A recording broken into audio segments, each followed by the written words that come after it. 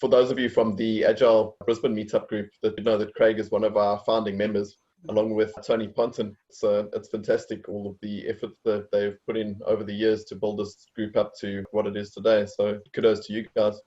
We should recognise Chris Fortune, who looks like he's one off screen there, but he was he's been one of the organisers, for a long time as well. So thank you, Chris, if you can hear us. Cool.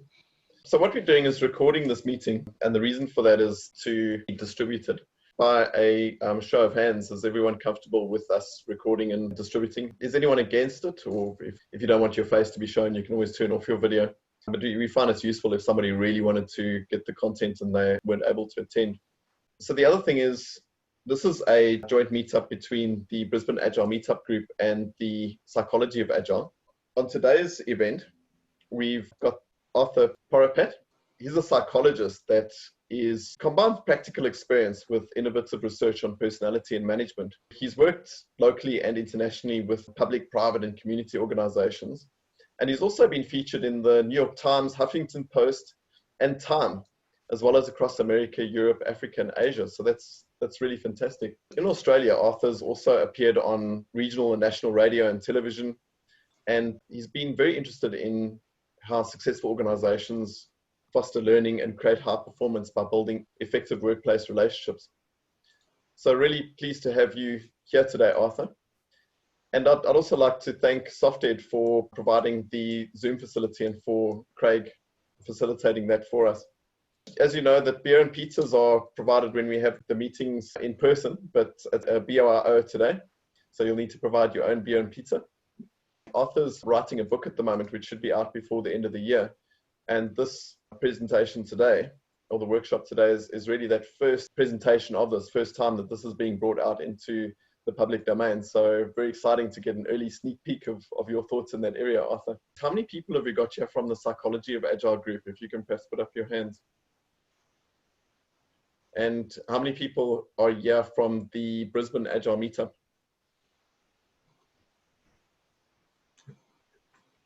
Okay. That's great. Well, but I'll hand over now to Arthur to give us the talk on Choose Your Tool. Welcome, everyone, and over to Arthur.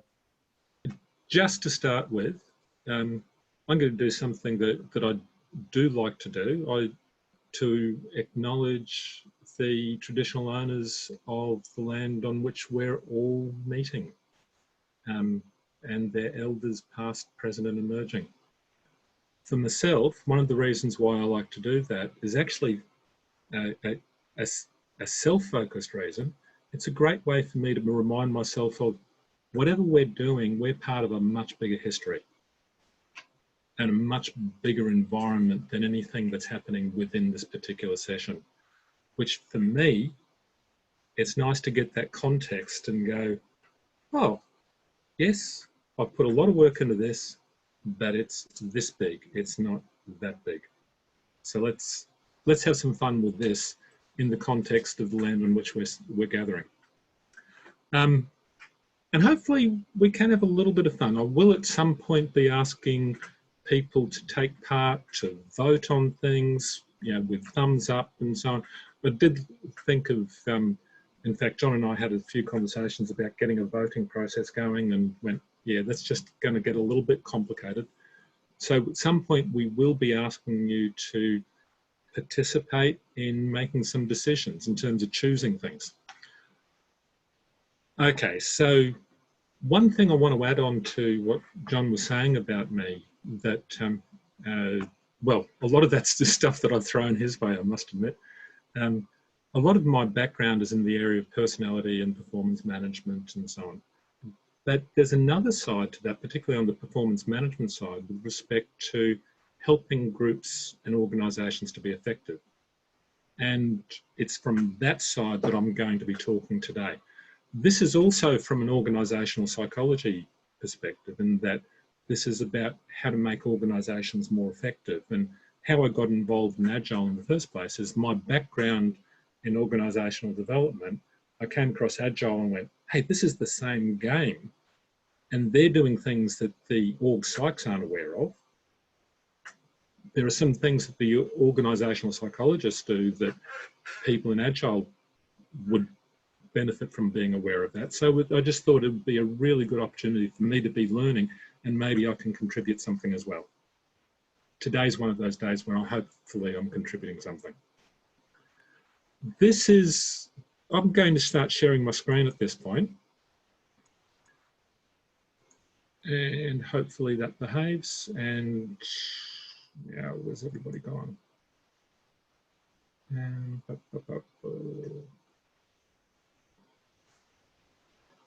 I've lost sight of everybody for some reason, so I'll try to get you back so that I can see people while I'm talking. Still here though. Good, good, good, good. And, oh, well, I'm just going to have to live with the fact that I'm blinded for a moment and I'm talking to nobody. Just try something else. No, that's not it.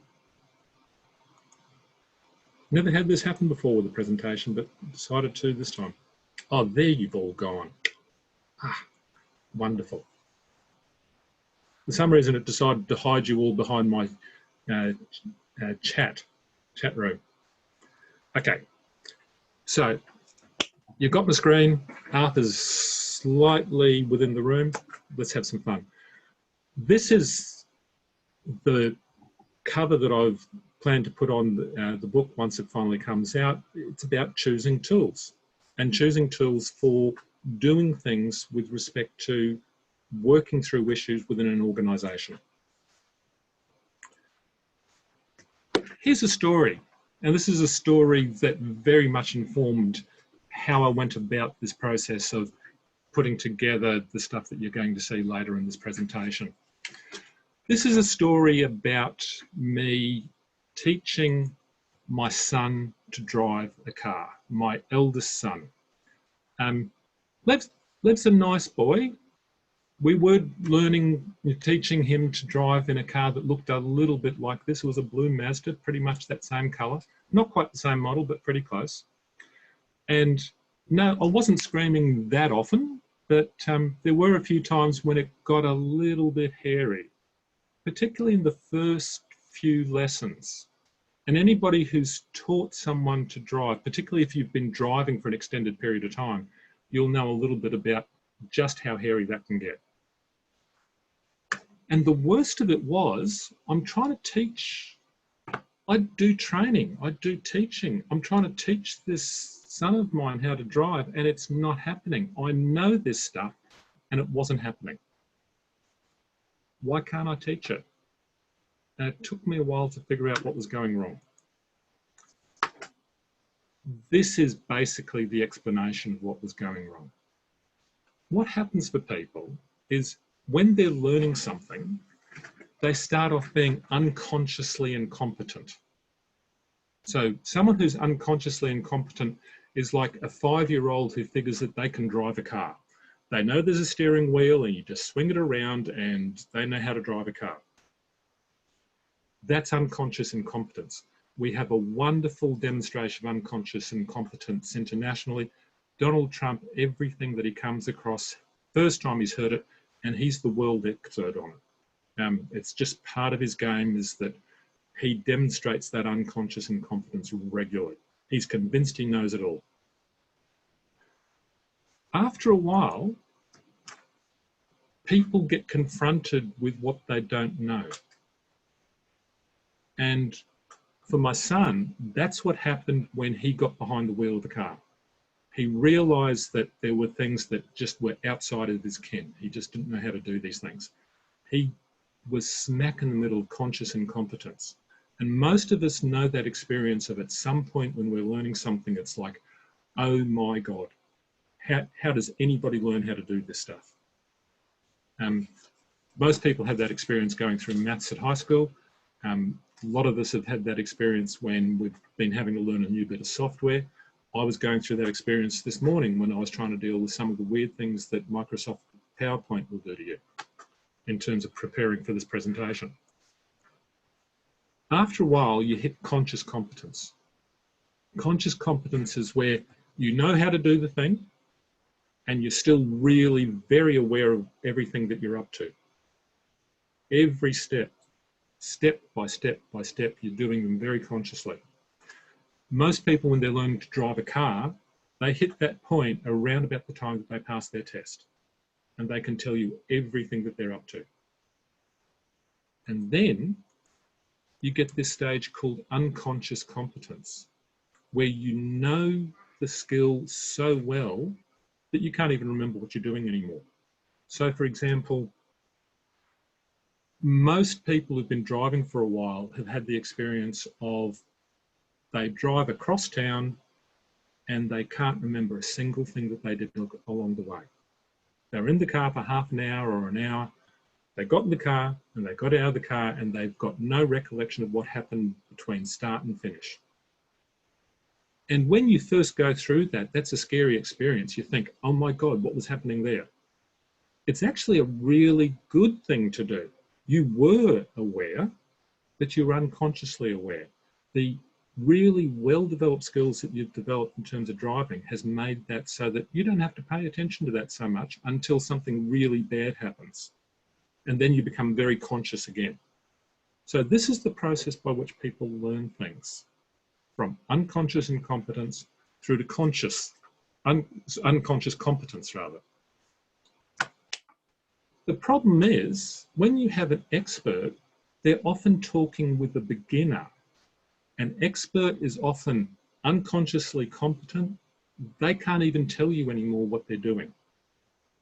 Whereas the beginner is consciously incompetent, and they will ask questions the expert can't answer because the expert is no longer quite aware of what they're up to. And that's exactly the position that I was in with my son. I was unconsciously competent about what I was doing when I was driving. He was consciously incompetent and asking me questions that I couldn't answer. So how do you teach someone to drive when you can't remember what you do? What you do is you first off recognize that you don't remember, then you rediscover how you drive, then you find words for what you've rediscovered and try teaching them again. In my own case, it took me something like 2 weeks to recognize what I was doing just with the clutch and the gears. Once I spotted what I was doing and I told my son, he got it within 5 minutes. We'd had something like 4 or 5 lessons to that point and he was bunny jumping and so on, something chronic. Once I got it clear on how to explain it, he got it within just a few minutes. That's that process that I'm talking about here. Well, okay, what's this got to do with running groups or leadership or facilitation? What it's got to do is sugar milling. I used to work at for CSR Sugar Mills when it was called CSR Sugar Mills. In fact, I can't remember what it's called these days. This is Pioneer Sugar Mill, and it's actually not the best photo you can take of Pioneer Sugar Mill. It's actually a pretty place. Yes, there's that big cloud. Believe it or not, that's mostly steam because they don't like putting out soot because that's wasted money. They're making electricity out of anything that they're burning off. 25 years back, I was training facilitators, team facilitators for CSR Sugar Mills. And those sugar facilitators, they were being trained up in total quality management. And one of the things in total quality management is we train people on tools. So it's tool-based facilitation. So you may have come across a book like The 7 Tools of Total Quality Management or The Further 7 Tools. Every one of those is a little bit of process for dealing with an issue within a team or within an organization to help people make better decisions. These were really good facilitators. I'm not giving myself credit here. They learnt things really well, and within a very short time, they were presenting these tools really nicely, but they kept coming up with this one persistent question after the training. Whenever I'd meet them, they would ask a question along the lines of, how do you know the right tool to use?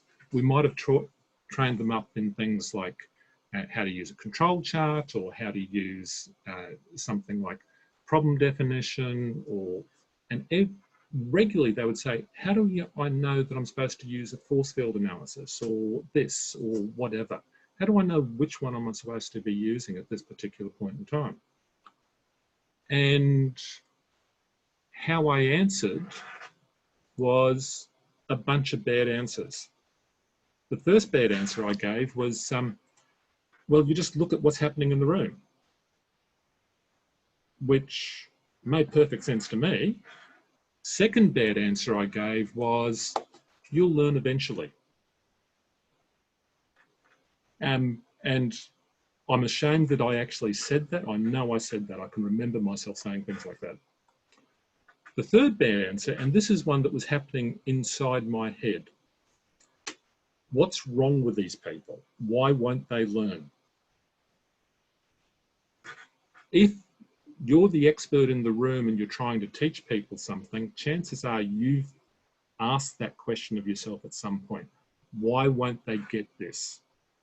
Well, I know I asked that more than a few times.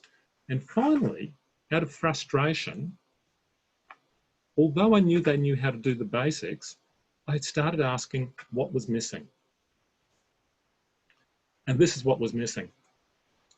They understood their ignorance, and I no longer understood their question.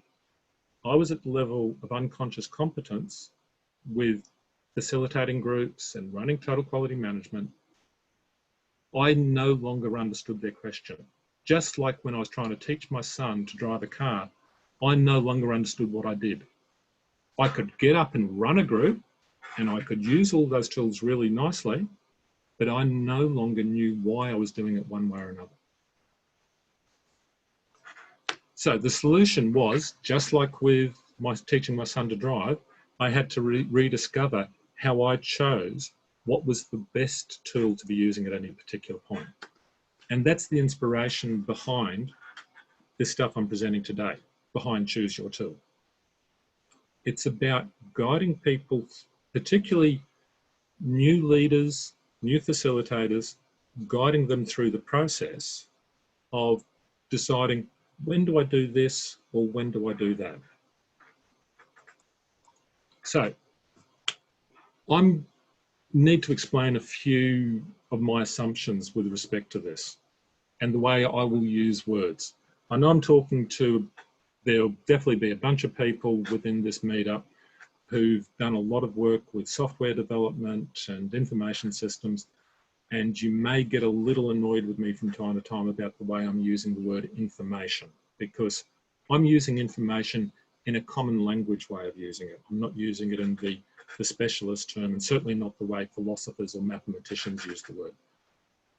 What I'm doing is talking about information as anything you can think or talk about. All right, so as I say, there's a very good chance you've come across different ways of describing information or defining information, but that's the way I'll be using it tonight. So please forgive me if I'm using it the wrong way for you. Hopefully you can still follow what I'm talking about, but I'm not talking completely German. Although I like Germans. So choosing the right tool requires knowing where people are in terms of what they have at the moment and what they want to achieve. So in terms of giving people a set of tools or a pathway to make a good choice about which tool they're going to use, what I did for these facilitators was I put together a decision table for them. So when you see this, do that. When this is happening within the room, give them this tool. And that decision table was so cheesy that I went looking for it recently. I couldn't find it. I must have deleted it 20 years ago out of embarrassment, because it was pretty damn cheesy. I can still picture it. This is actually, before I move on to that, one of the things I also ought to own up to here. When I gave them that incredibly cheesy little decision table, those facilitators were pathetically grateful because I'd finally answered their question. And I was deeply embarrassed by that stage, because once I saw how much they needed the thing that I had fought and kicked against giving them, that really, it made me feel like I hadn't been doing my job in terms of helping them. So here's where that morphed into. This is the second, third, fourth version of what this decision tree moved into. Now, that's not something that's particularly friendly. It kind of gets what I'm at, but we really had to talk people through. But you can get an idea that, yes, there's choices along the way. It's a classic decision tree. Here's the current version, at least the basic structure of the current version. And I do think it's much prettier. What I've done in terms of the choice points that people need to make as they're working through deciding what tool to use is, for each of the choices, there's a bit of an overview of what the choice is about. Hope you can see my mouse moving around here. Yeah, cool. There's there's the current situation for one choice and the outcomes that people would be after there, and leading to a particular option that they can choose. Or there's the current situation for another type of choice, the outcomes that could lead to, leading to that second option. So what I'm doing is just explaining to people what are the choices that they've got, eventually leading down to using some basic process tools. So how about we start working through some of these choices, just so you can see what I'm talking about, leading to some of the decisions people might make. What I'm going to ask you to do, and John's promised he's going to help me with this, is rather than having an offline way of voting about this or trying to deal with the chat room, I want you to pull up your reactions. You know, at the bottom of the screen, the reactions buttons. Okay, so now if you click on that at the moment, you'll see that it'll come up with clapping hands or a thumbs up. Okay, can you all do that for us? So just make sure that everybody's found that.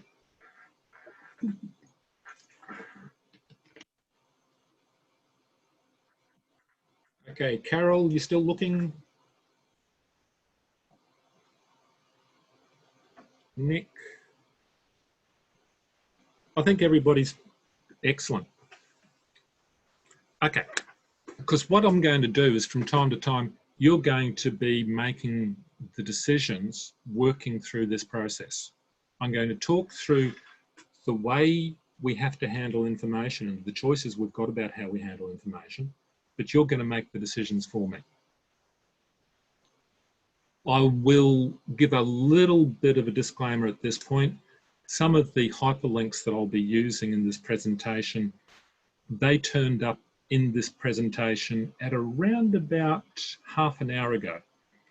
So I haven't had a chance to test all of these hyperlinks. This is genuine Agile presentation. You know, at least I feel okay about this, that you present a mock-up so that people got a bit of an idea. So I'm feeling at home here. At least I'm hoping so.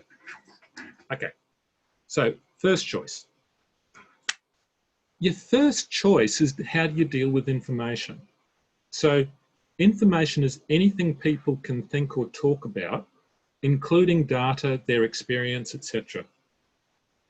There are two basic ways in which people handle information. One is they find information, another one is they use information.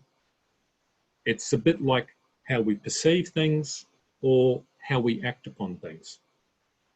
If the current situation is that people need to clarify a situation or develop something new or find some new patterns in things, and they're after more context, shared knowledge, new ideas or understanding, they need to find some information.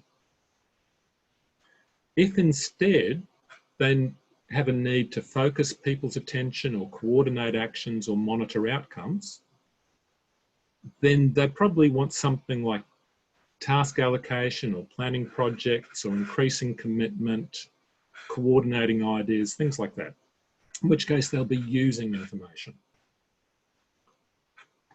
I've got a question for us as a group.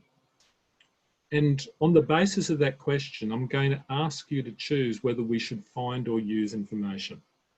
So we're all dealing with COVID at the moment. The general question that I want to throw at you is, how can people like us work together better while COVID's going on? So how can people like us work together better while COVID's going on? Having asked you that question, do we need to find some information or do we need to use information? So if you think we need to find information, please click on your reaction and put a thumbs up or clapping. So at this point, do we need to find information?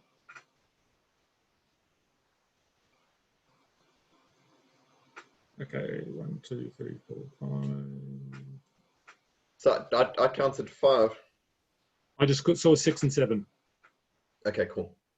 Yeah, because the thumbs go away. So who thinks we should be using information?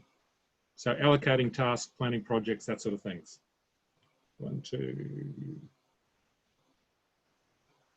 3, 4, 5,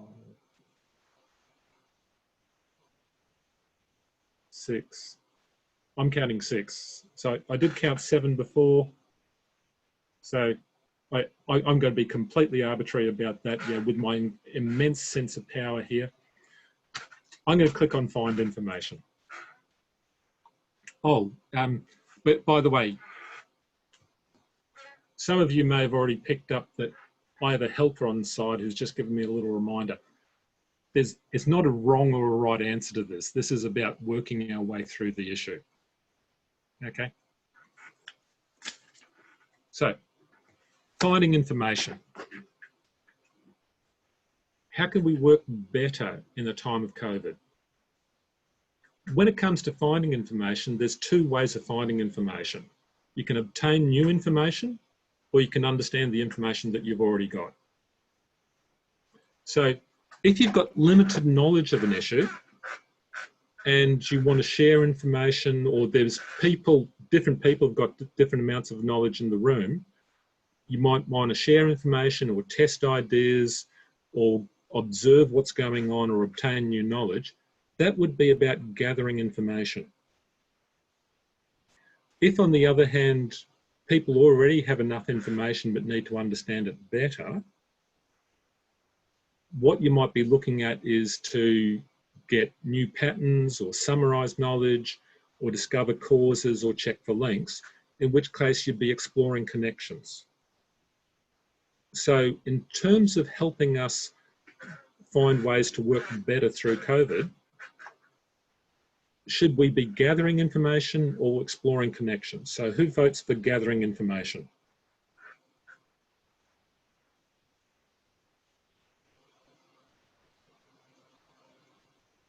I saw 1 vote.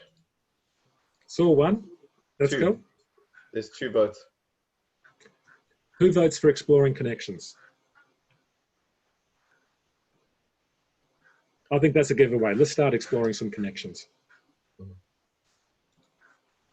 So, with respect to exploring connections, finding connections is about how we make sense of information that we've already got. So if you've already got some direct observations of things and you want to connect them together to find some relationship, and you want to find whether various observations are associated or whatever, you might want to do something like empirical connections. So you've already got direct observations. That's when you'd be using things like empirical connections. On the other hand, if you can't collect direct observations, but you've got a general understanding of the information, and the information, you want the information organized on your understanding, that's the point where we start going for conceptual connections. So empirical connections or conceptual connections, which are you going to go for, empirical or conceptual connections?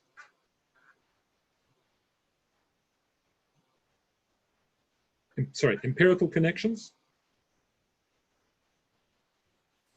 3, 4, 6. Okay, so conceptual connections. Oh, 5 for that one. That's, okay, so for conceptual connections, can you keep your thing open if you're voting? 1, 2, 3, 4. Okay, we're going for conceptual connections, it looks like. Cool. So we're getting a little bit closer to choosing something to work with. So conceptual connections, often people have so much information in their head, it's difficult to make sense of. But by the way, we just a little bit of a sidetrack. I see other people doing this in presentations. Here's one of our new dogs. They've just decided they had to join this presentation. Okay, so we can be looking for logical connections or causal connections. So if you've got a lot of information, it's difficult to make sense of, but you want to have it organized into simple groups and get some useful links. So you, oh, sorry, go back. Oh God, I will go back to where I was. Okay. I clicked on the wrong button, didn't I? Okay.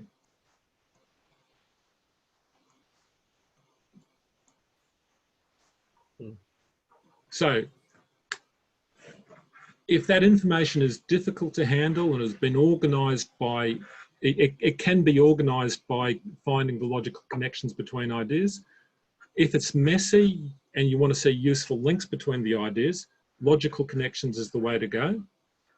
On the other hand, if you're after a particular type of connection where you're looking for whether one thing causes another and you're hoping to get some causal model, you'd go for causal connections. Which of those would you go for? So, logical connections.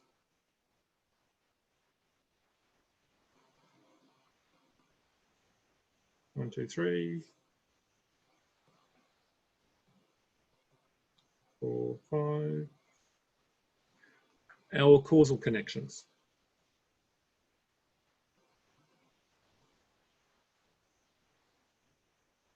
Cool. Okay, I think we've causal connections won. Mm-hmm.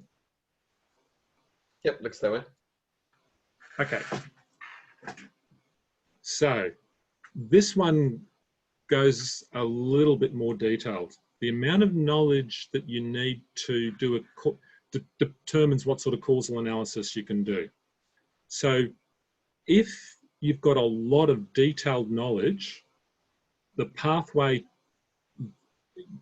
that works really, really nicely is something called is not analysis, right? So where you end up with a highly specific analysis of likely causes of an effect based on detailed knowledge. Okay? On the other hand, if you really don't have particularly detailed knowledge of something, you are instead looking for general models of the causes of something. So with respect to things that are going to contribute to people working together better in a COVID environment, do we need to go for is not analysis or a general awareness of what the causes are?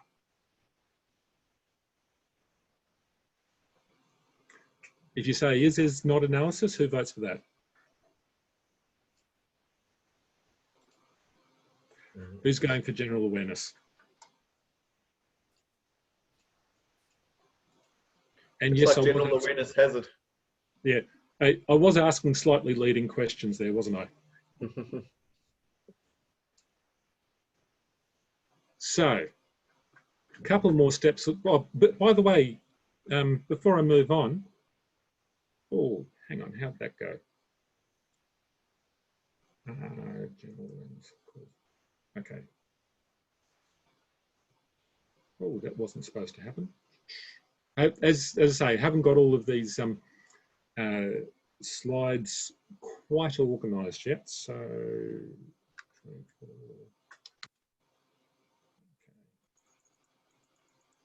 I've got to find my way back in. It's a really great tool to discover which analysis type to use in a particular situation. Cool. Oh God, I've done it again. Okay. There we go. There's a little bit going on in my head at the moment because I'm so used to using PowerPoint in one particular way, and I have set this up to use PowerPoint in a way I'm not used to doing. And so every now and then I'm touching buttons and it's doing things that I don't want it to do.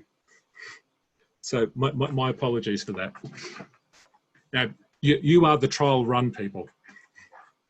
Okay, so sometimes you want to clarify your understanding of what's likely to help or hinder a project, or you're attempting to change the situation. If your focus is on what's going to affect people's plans, and you want to understand the factors that help or hinder change, that's force field analysis. On the other hand, if you've got something where you want to identify the causes that produced the event, you've got to do a cause-focused analysis. Now, I'm actually not going to put this to a vote because I want to just show you what's at the end of the cause-focused analysis, see some of the other choices that you've got. And a couple of those choices, one of them is 5 whys or why 5 times. You may have come across that one. Another one is Ishikawa Diagrams. It's one of the few things I'll put in someone's actual name on it. Ishikawa Diagrams and Gantt charts are a couple of that I've put someone's name on. But this guy invented it. I think he deserves to have his name on it. Both of those you would use when you're after a general awareness of causal connections and you want to use the information from within the room.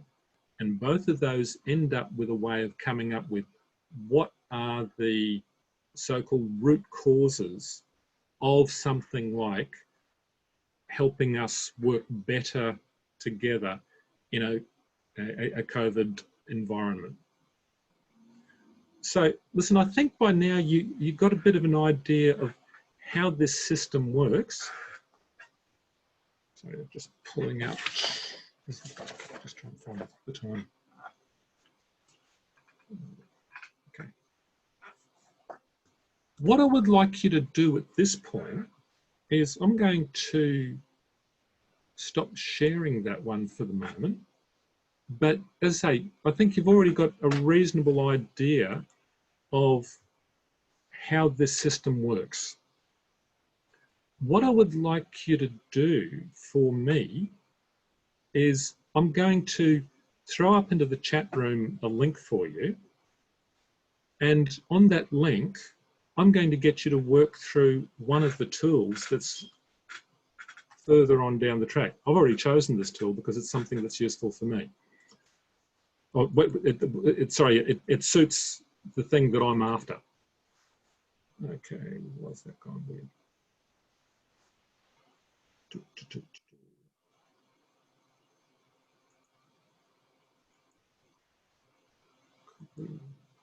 Now this is a hell of a link, but it should get you through to it. If you copy that into your browser, it should take you through to a mural page.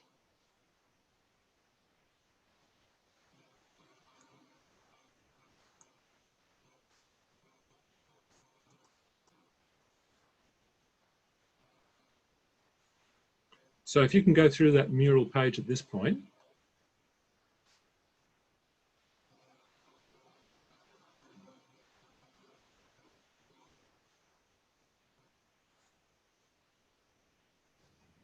I believe it wants to sign in, Arthur. okay, it wants to sign in. Okay. Yeah, it's asking for account creation and so on. That's annoying.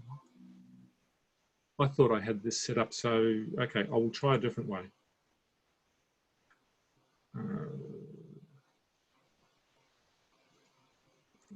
Okay, try this one. Mm-hmm.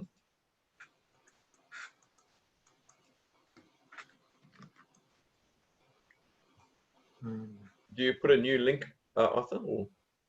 I shall just shortly. I'm just going to make sure this works first. Okay. Yep. Okay. Now, this doesn't require account creation. This should just allow you to just give yourself a name. What I would like you to do with this, give yourself whatever name you like. You don't have to give an email address or anything. What I would like you to do, if you look over on the left-hand side of the screen, looks like there's quite a few people who already use Mural. That's excellent. If you could just click on where it says text, and it'll pull up some sticky notes. So if you can take a sticky note and start putting some sticky notes onto this board for things that you find useful about what I put together, things that you would like to see improved, or things that you find interesting about it.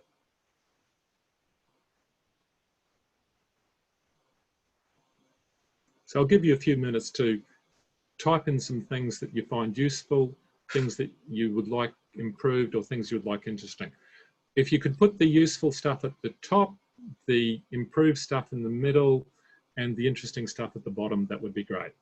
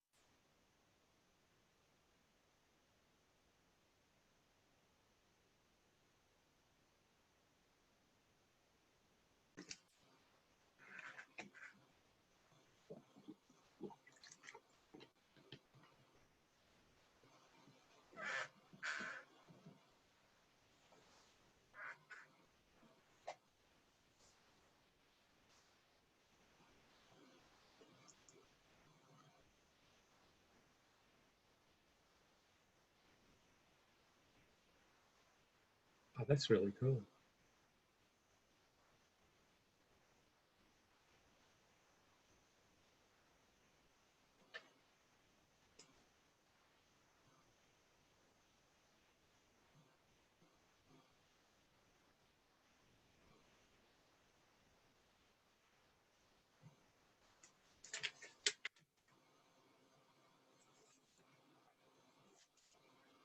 Yep.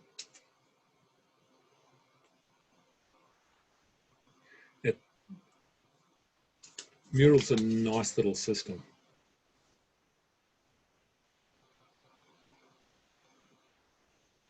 Yes. Oh, yeah, really nice.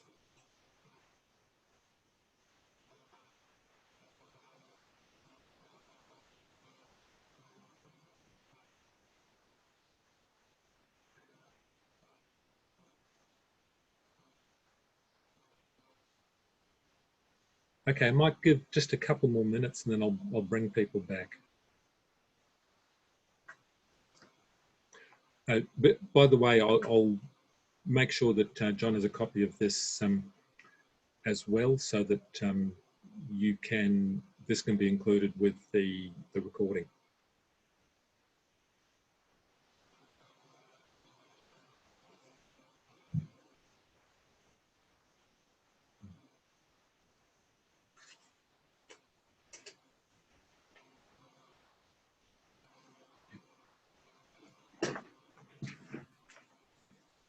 That'll be good to distribute it to you guys so you can have a look at it.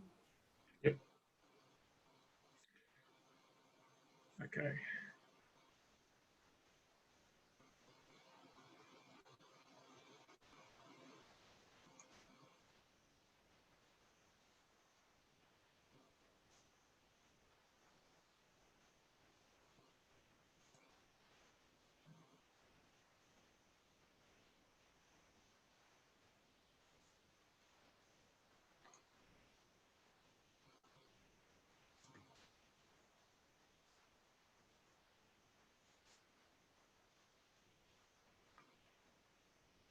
Okay, so what I'll do is I'll start sharing my screen again.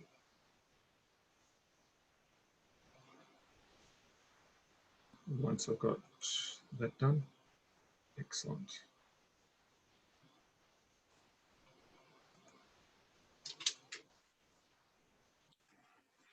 Okay, so this is where we started onto that decision process. One of the things that I do want to let you know that, remember I showed you that decision tree previously, that the older version? What I've put together now is the decision trees at least 3 times that size now. So there's around about just over 60 different tools.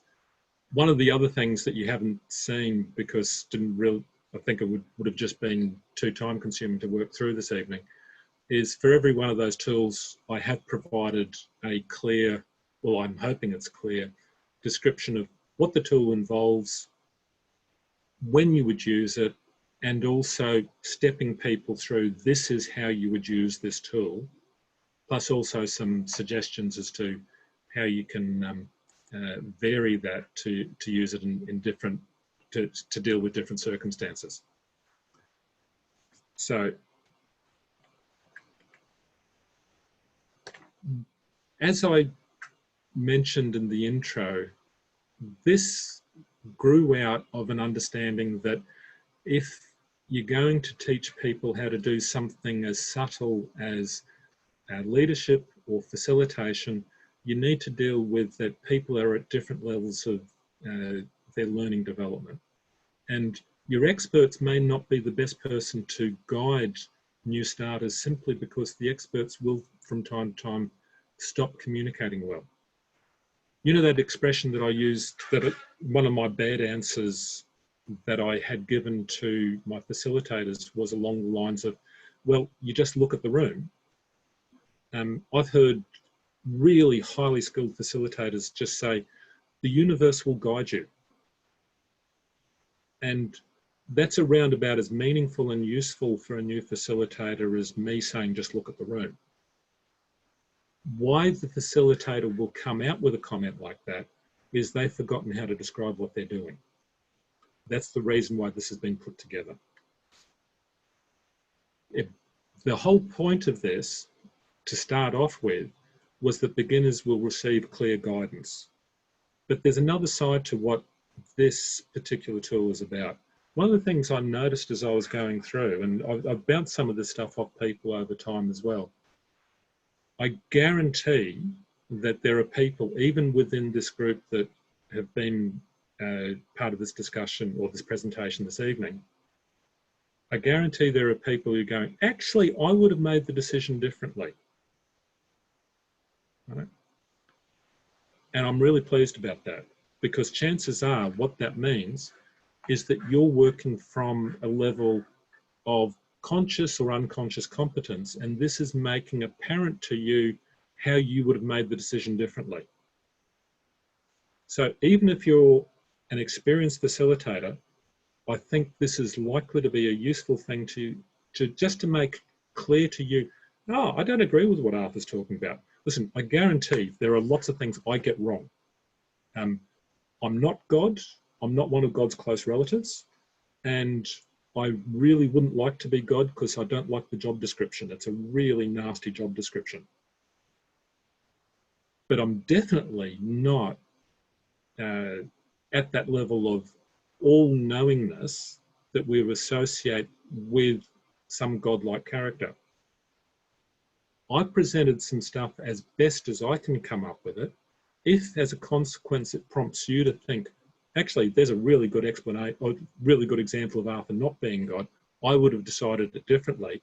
I would love to hear from you.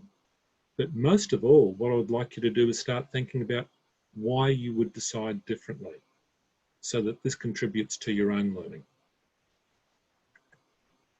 There are always choices, and facilitation and leadership are always about guiding people's choices, particularly to do with how they handle information. So what I'd like you to do is make your choice and choose your tool wisely. And that's enough from me for this evening. And thank you very much for your participation. Oh, that's fantastic. When I asked Arthur to join us, and with very little notice, I must say, that I knew we were in for a treat. And Arthur, you haven't disappointed. It's really a fantastic presentation, and I thoroughly enjoyed it.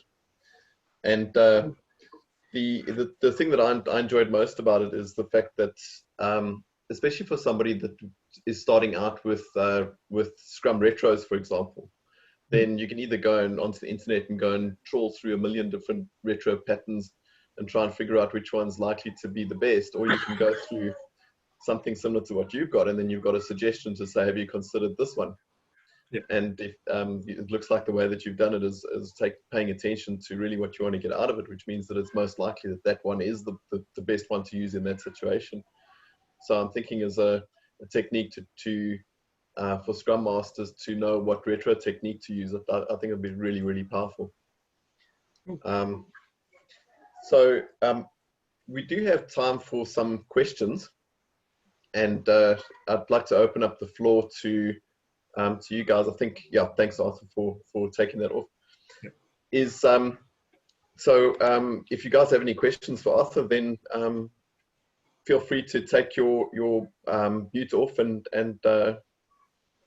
so what we'll do is we'll probably end the formal session after say around about 7 o'clock, and then once we've done that, then we will still have some informal discussion afterwards until Arthur gets sick of us and turns the thing off. But until then, does anybody have a question to open the floor with? So I've got one that might get the ball rolling. Is Arthur, with the tree structure that you've got, do you have any tools that apply to more than one node? In other words, when you have nodes in particular different branches, that they end up on the same technique? Yes. Yep. So it was one of the things I noticed as I was creating that decision process, was some processes are really useful for a bunch of different points. One of my all-time favorite, like you've seen me present on using a nominal group process. You can use that in a whole bunch of ways. A classic Agile technique, a Scrum stand-up meeting. That's useful for a bunch of reasons. And so it turns up several times within the decision tree.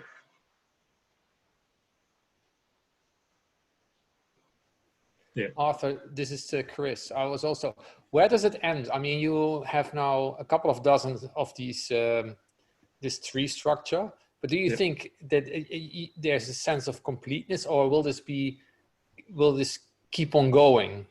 Yeah. So one of the things that I'm building into it is that when you get to the actual tool, there'll be some suggestions about, okay, if you've worked through that tool, what's the next thing you want to be looking at? So there'll be a link back into the tree to go, okay, maybe say, for example, you've done something like lateral thinking. Well, what might you want to do with that, the stuff that's come out of lateral thinking that would allow you to make a good, to take that further? And so there'll be a link back into the decision tree to guide you through what am I going to do with the results of this lateral thinking process. One of the ones that, well, basically any technique where you come up with lots of different suggestions. I've got a few in there. One that I like using is something called 20 statements, and it produces huge numbers of comments from people, far too many for people to make sense of on their own. So there's a link back into how you're going to come up with some logical associations between all these comments that people have got so that you can make sense of them. Is that answering your question, Chris? Yes. So is my observation incorrect that actually your decision tree is pretty stable? It's just we find new tools. I mean, it will never end. We'll find new tools, new ideas. But what you say, it loops back into the decision tree, and the decision tree is actually becoming more stable. Yeah. And do I have the final list of tools that you can use for groups? Not even remotely. While I've been putting this together, I've been also creating my own list of tools that can get added into at some point. There's about 60, 65 tools within this that I've already written up. My list goes up to about 240. So it's not like they're all in there. This is not the encyclopedia. This is more like the intro that gives you, okay, here's some good ideas, here's some tools that I know do work. Over time, I intend to add some more to it. So it's almost like the psychology equivalent of the Gang of Four. Oh, God, no. I'm not that good.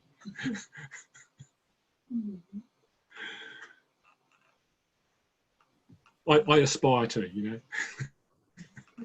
Yeah, definitely not that good. This is a tremendous amount of work in terms of mapping these facilitation processes to outcomes and almost that opportunity for a concentric circle in thinking. I'm curious about what is your vision for how this decision-making tree or process could be used in the room? Okay, where I'm thinking this would mostly get used is when people are planning ahead of time, what are we going to be doing in this next discussion? However, I expect that there'll be sometimes people will be going, actually, we've got a meeting going on at the moment. What's a good way of handling that? Can we work through that right now? How can we handle that particular bit of information or that particular challenge? But when I was putting this together first up, I was thinking about someone who's got a little bit of time to prepare for a workshop and wants to do it thoroughly. This would be a useful way for guiding them through step 1, step 2, step 3 to a conclusion. Now, I have discovered that one of the reasons why, yes, it's going to be going on to Amazon anyway, is that this is something that's going to work better in a soft version rather than the hard copy version. I do plan to organise a hard copy version, but what that's going to mean is there's going to be page number references. One of those great examples of how much we've advanced since people invented books. You know, if you put this online into an e-publication, all those hot links that I've got there, including the ones that I'm going to fix up because they're wrong in the one you just saw this evening, all those hot links, they'll be there and available in an EPUB. And you should still be able to use them on your Kobo or your Kindle.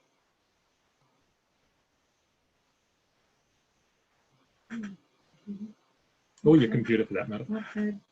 Yeah.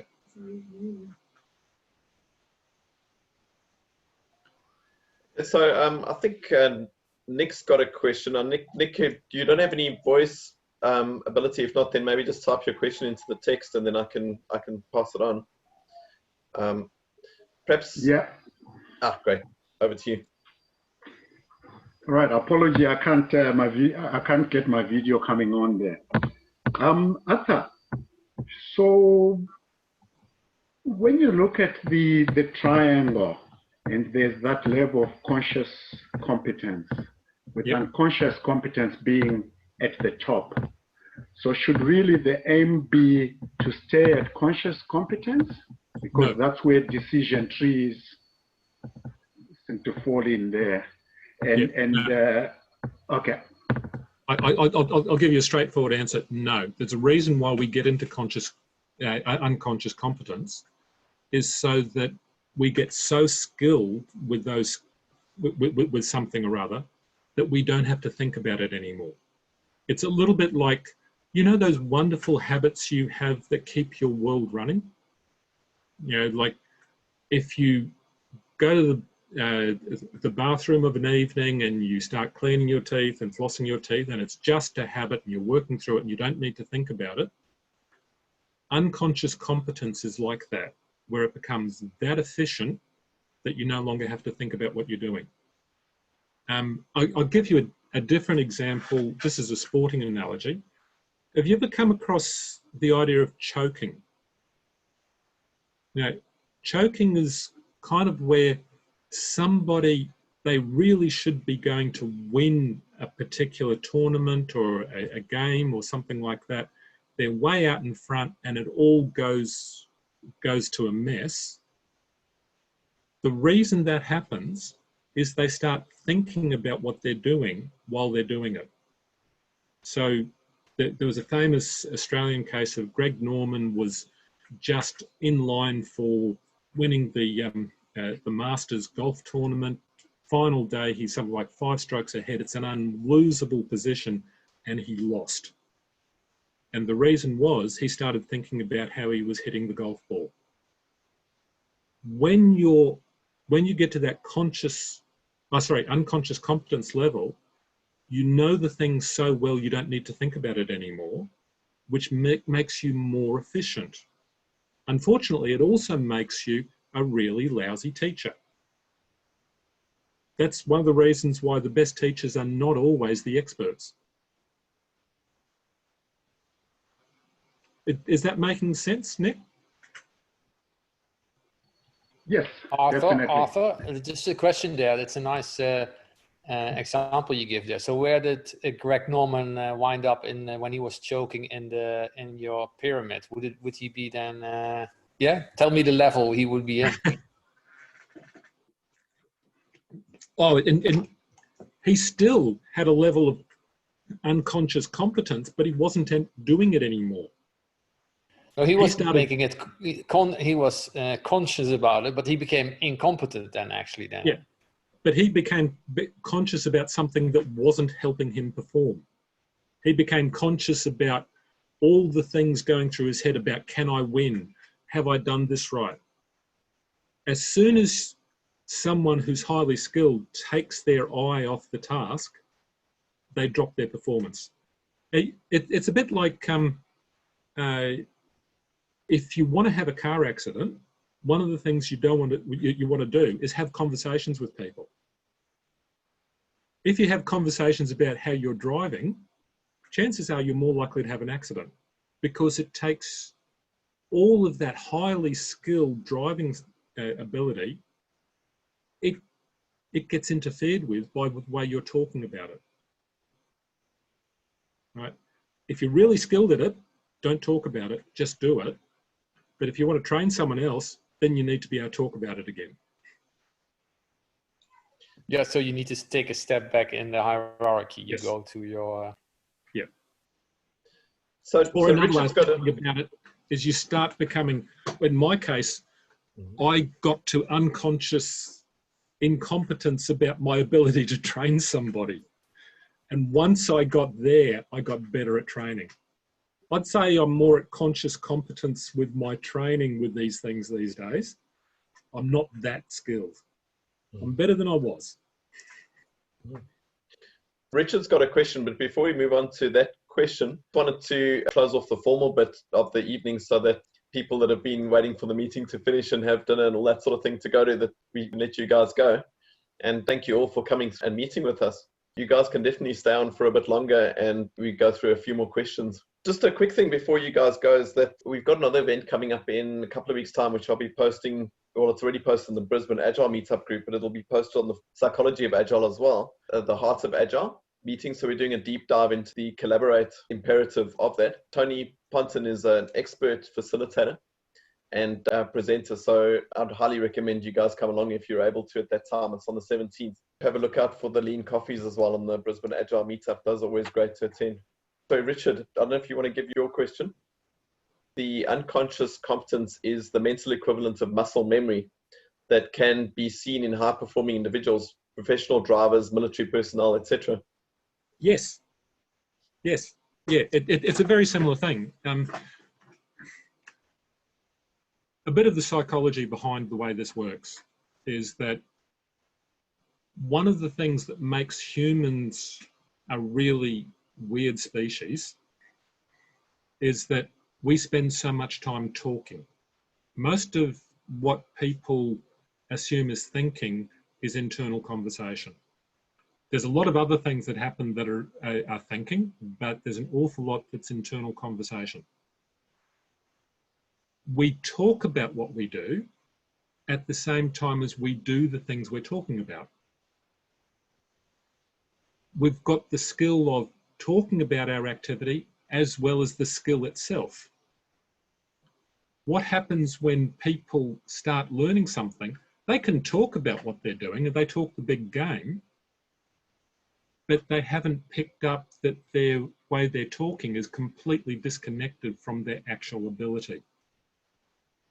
As people get more and more skilled, that actual ability continues to climb. But after a while, they're no longer talking about what they're doing. And so they forget how to identify what are the things to pay attention to.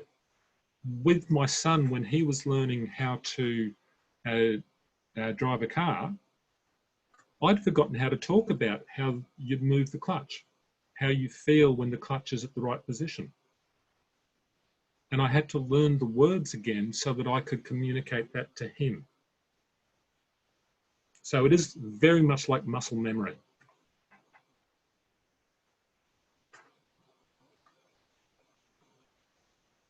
Yeah, I thought that was a lovely comparison. Mm. Yeah, it is a good one. Bye, Melissa. Cheers, Melissa. So any further questions?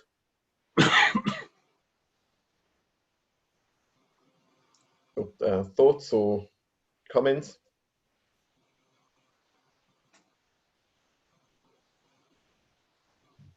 That's cool, guys. All right. And thanks again, Arthur. It was really fantastic. And I think your book is going to do really, really well. Well, cross fingers. But it really needs a lot of editing at this point. Even some of the stuff we went through this evening was going, oh, gee, I'd word that differently. That's very much a first draft. So yes, you've got the first draft, and it's largely working. But yeah, there's bits that I'm going to fix.